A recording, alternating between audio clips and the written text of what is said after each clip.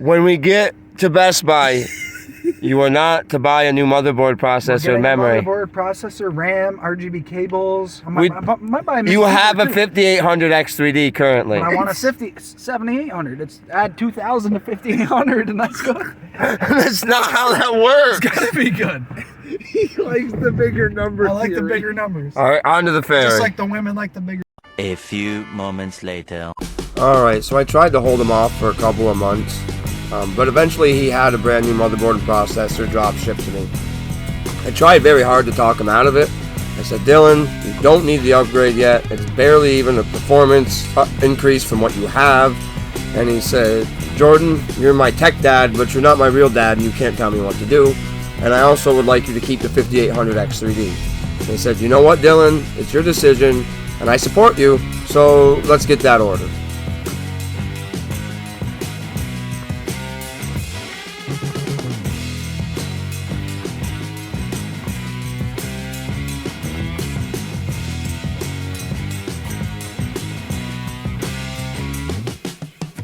This ended up being much more involved than I originally thought, especially considering he added some Lian Li RGB extensions that required their own controller, and even if you use motherboard pass-through, you still need the controller installed because the pass-through goes through the controller.